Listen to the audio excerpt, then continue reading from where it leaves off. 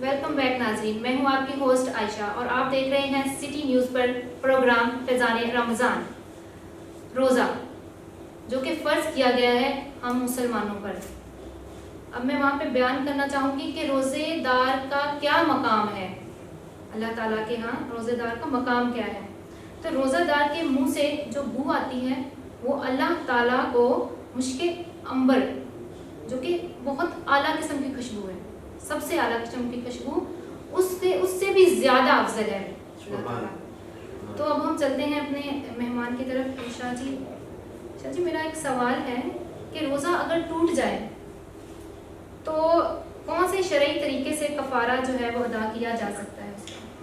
جی، روزہ ٹوٹنے میں ایک تو یہ ہے کہ کسی عذر کی وجہ سے روزہ ٹوٹے، اس صورت میں صرف قضا ہے، کفارہ نہیں ہے۔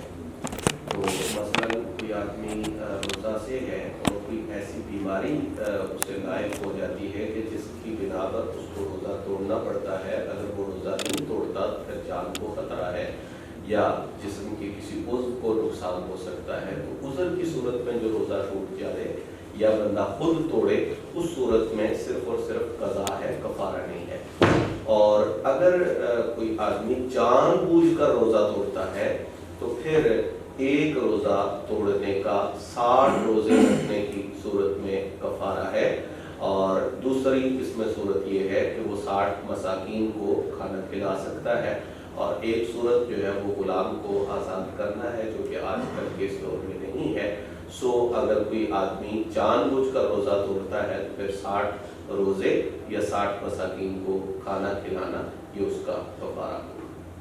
ذکر میں ایک اور کویشچن ساتھ ایڈ کرتا چلیں کہ اگر سپوز کسی کو کوئی بیماری لاحق ہو جاتی ہے، وہ مسلسل اس کی تکالیف میں رہتا ہے، ٹھیک ہے، بہت یا بڑی کوئی پرابلم نہیں رہتی لیکن کنٹینیو کوئی تکلیف رہتی ہے افطاری تک یا شام تک، تو تکلیف کی وجہ سے وہ اگر توڑ دیتا ہے تو اس کے بارے میں کیا ہوگا؟ یہ ہے کہ اگر کسی آدمی کو کوئی ایسا مرض لاحق ہے کہ جس کے بارے میں وہ سمجھتا ہے کہ یہ تندرست ہو سکتا ہے، بہت ساری ایسی بیماریاں ہوتی ہیں جو ہوتی ہیں لیکن وہ ٹھیک ہو جاتی ہیں، تو اس صورت میں تو قضا ہے۔ اور اگر بالفرض کوئی ایسا مرض ہے کہ جس کے متعلق وہ سمجھتا ہے یا طبیب اسے یہ بتاتا ہے کہ یہ مرض ٹھیک ہو ہی نہیں سکتا اور زندگی کے آخر تک یہ تمہارے ساتھ رہے گا، اور وہ جو روزے کا وقت ہے اس وقت کے اندر اتنا اس آدمی میں برداشت نہیں ہے کہ وہ اپنی جان اور اپنی صحت کی حفاظت کے ساتھ روزے کی تکمیل کر سکے، تو پھر اس صورت میں فدیہ ہے، اور وہ فدیہ اتنا ہوتا ہے جتنا کہ ایک شخص کا صدقہ فطر ہے اتنا ایک روزے کا فدیہ ہوتا ہے، اس حساب سے پھر وہ فدیہ ادا کر سکتا ہے۔ اگر وہ یہ سمجھتا ہے جیسے کہ ہمارے ہاں شیخ فانی کی اصطلاح استعمال ہوتی ہے کہ جو بندہ بڑھاپے کی اس عمر کو پہنچ گیا ہے کہ اب اسے یہ امید نہیں ہے کہ کوئی وقت ایسا آئے گا کہ پھر وہ روزہ رکھ سکے گا، تو اس کے لیے پھر وہ فدیہ کی صورت۔ جوانی کی حالت میں جان بوجھ کر روزہ چھوڑنے کے بارے میں کیا ہوتا ہے؟ اگر انسان ساری زندگی بھی روزہ رکھے، جوانی کے عالم میں تندرست ہے اور کوئی عذر نہیں ہے، تو ایک روزہ جو چھوڑتا ہے ساری زندگی بھی روزہ رکھے تو وہ اس کے برابر اسے اجر اور ثواب نہیں مل سکتا، اس کا ازالہ نہیں ہو سکتا۔ لیکن جو آپ نے پوچھا کہ سزا کے حوالے سے، تو حضور نے معراج کی رات دیکھا، کچھ لوگ ایسے ہیں کہ حضرت جبریل امین نے دکھائے، کچھ لوگ ایسے ہیں کہ جن کے رخسار کھینچے جا رہے ہیں اور ان میں سے خون جا رہی ہے۔ حضور نے پوچھا کہ جبریل یہ کون لوگ ہیں؟ تو آپ نے عرض کیا حضور یہ وہ لوگ ہیں جو وقت سے پہلے روزہ افطار کرتے ہیں۔ اب جو ٹائم سے پہلے روزہ افطار کرے، اگر اس کی یہ سزا ہے تو جس نے سرے سے رکھا ہی نہیں ہے تو اس کی سزا کیا؟ تو اس لیے اگر اللہ تعالیٰ زندگی میں ماہ مبارک رمضان المبارک عطا فرمائے تو پھر اس کے روزے وہ فرض ہیں اور ہر مسلمان پر فرض ہیں، ان کو ادا کرنے میں کسی قسم کی کوتاہی وہ نہیں کرنی چاہیے۔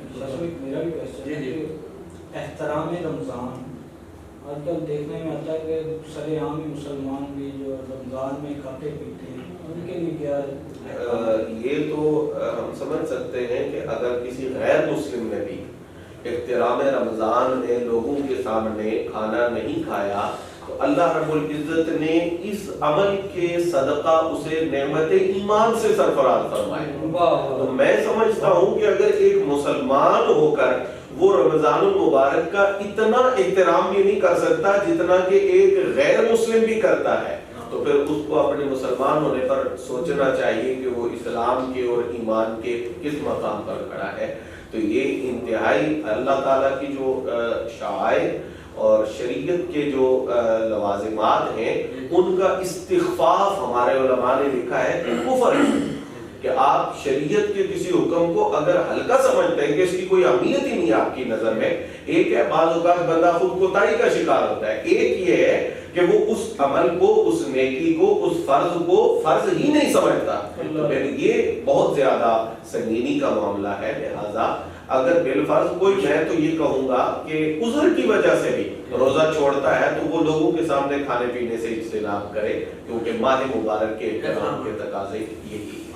مجھے نا ایک اور کوشچن کرنا تھا. ابھی آپ نے کہا کہ دیر سے اگر روزہ افطار کرتے ہیں تو اس کی بھی سزا ہے، جلدی وقت سے پہلے. جی مجھے یہ بتائیں کہ روزہ جب ہماری مسجد میں جو ہے وہ سارم بجایا جاتا ہے، اس کے بعد اذان ہوتی ہے، تو روزہ جب سارم بجتا ہے تبھی روزہ کھولنا چاہیے یا اذان کا انتظار کرنا چاہیے، اذان ہو تب روزہ؟ اصل میں بات یہ ہے کہ اذان ہونا یا سائرن بجنا یا کوئی دوسری تیسری علامت یہ اصل بات نہیں ہے. اصل چیز ہے وقت.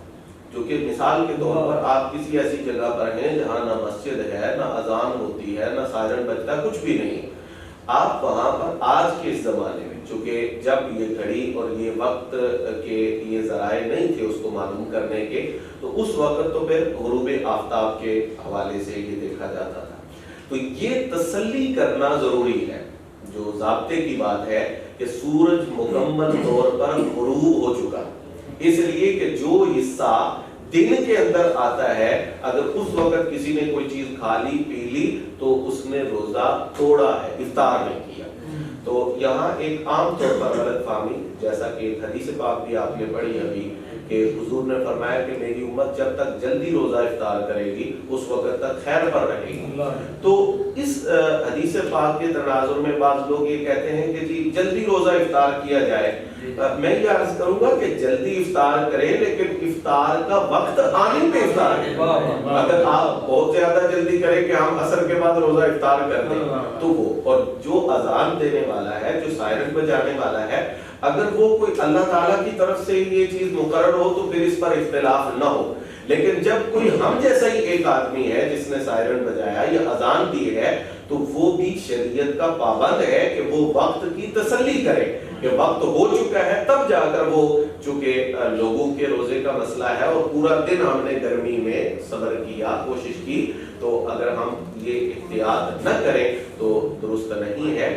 بلکہ ایک جملے میں یہ عرض کروں گا کہ حضرت سیدنا عمر فاروق اور حضرت عثمان غنی رضی اللہ تعالیٰ عنہما کے حوالے سے یہاں تک آتا ہے کہ نماز مغرب پڑھ کر آپ دونوں حضرات روزہ افطار کرتے ہیں، اس وجہ سے کہ جو وعید آئی ہے نا کہ جلدی روزہ افطار کرنے والوں کی یہ سزا ہے. جلدی سے مراد وقت سے پہلے، جب وقت آ جائے پھر تاخیر نہیں، پھر دیر نہ کرو.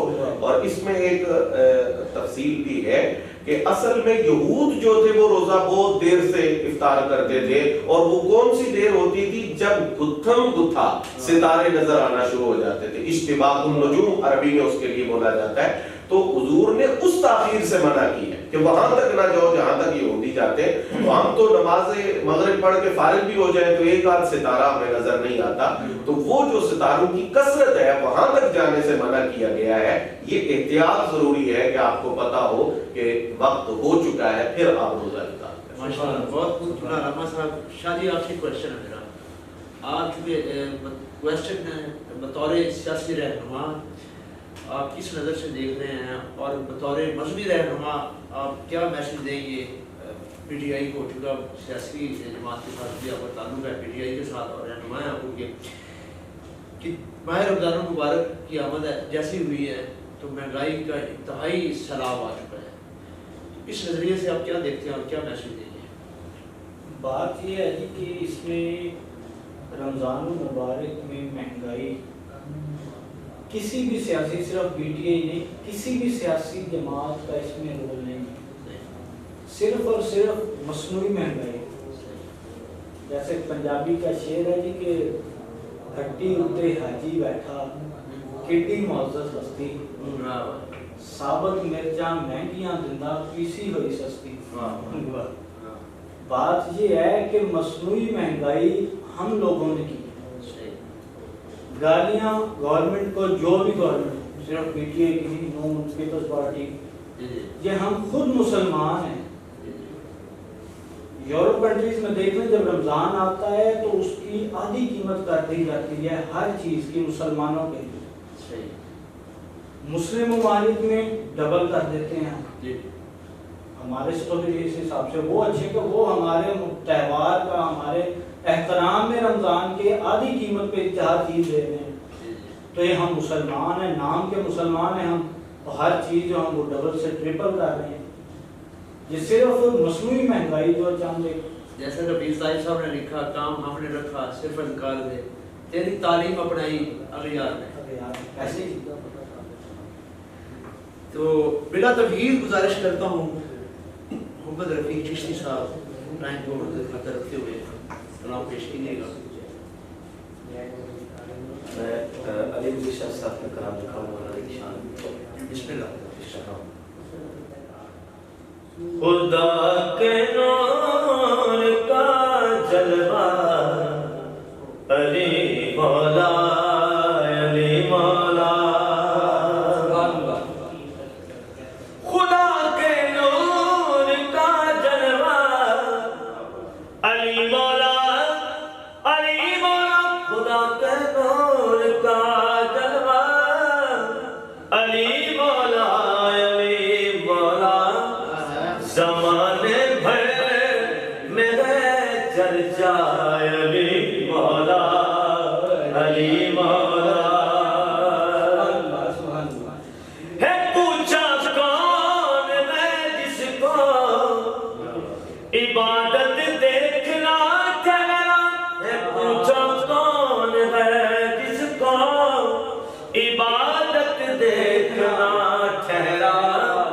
حدیثوں نے ہے بتلایا علی مولا علی مولا.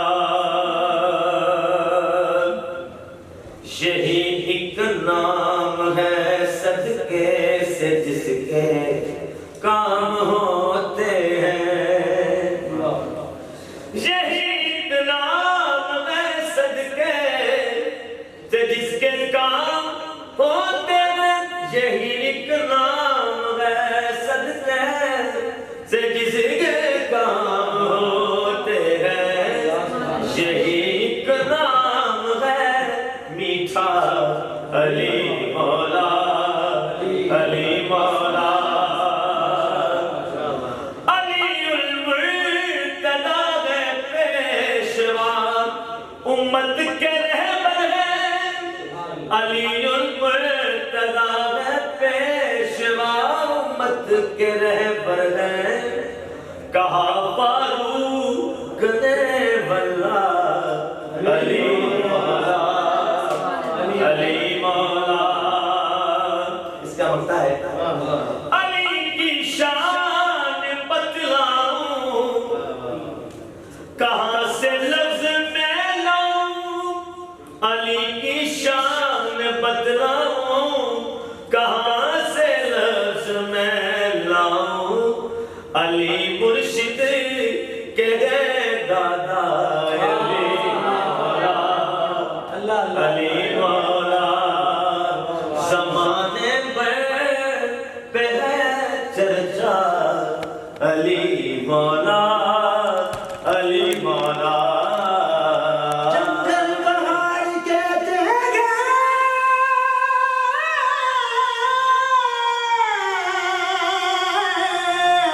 سبنا علی علی مشکل کو میری ہر قدم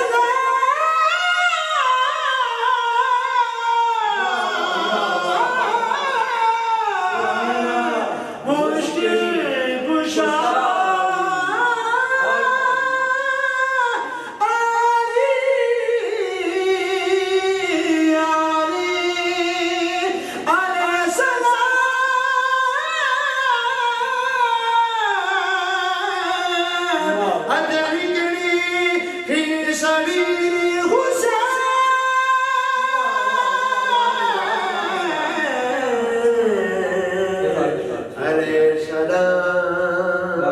جتنے محمد رفیع چشتی صاحب اللہ شاہ صاحب کا لکھا ہوا کلام پڑھ رہے تھے، بہت خوبصورت اور بڑی اچھی کمپوزنگ. ناظرین جہاں پر چھوٹی سی کمرشل بریک لیتے ہیں، انشاءاللہ بریک کے بعد آپ کا اور ہمارا ساتھ اسی طرح جاری و ساری رہے.